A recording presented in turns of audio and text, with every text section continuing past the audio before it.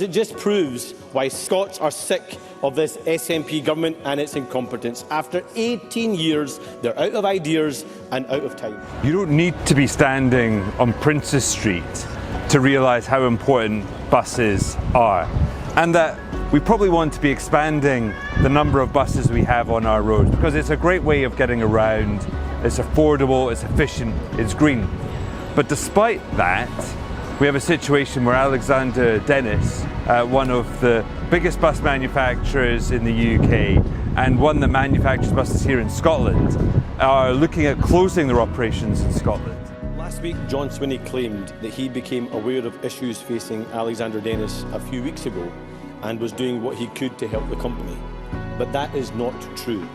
John Swinney received a letter almost a year ago directly from the company setting out how his decision to buy buses from China instead of from Scotland was putting the company and jobs at risk. But last week, as usual, he tried to find someone else to blame for his own failure by talking about UK procurement laws. Laws that did not stop Greater Manchester Mayor Andy Burnham from buying Scottish buses, but somehow stops this SNP Scottish Government. The Economy Committee of the Scottish Parliament invited them in, as well as trade unions, to discuss the situation, to see what can be done to rescue the firm.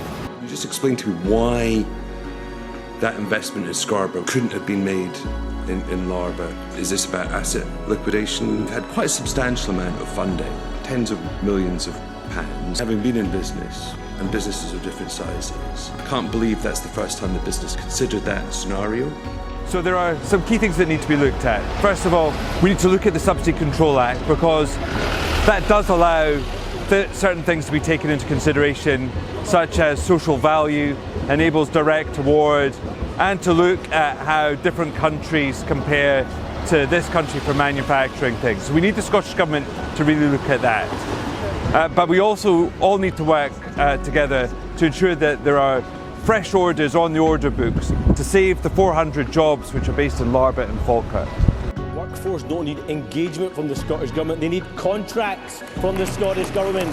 Jobs come from contracts. And the reality is there have been 0 buses commissioned since that letter from almost a year ago. It just proves why Scots are sick of this SNP government and its incompetence. After 18 years, they're out of ideas and out of time. At a time when we want to be expanding buses, where we want more people to be using them, it would be a tragedy if Scotland lost its bus manufacturing capability, which is why I'll be working hard to make sure that we do everything we can to save those jobs and save that capacity to build buses here in Scotland.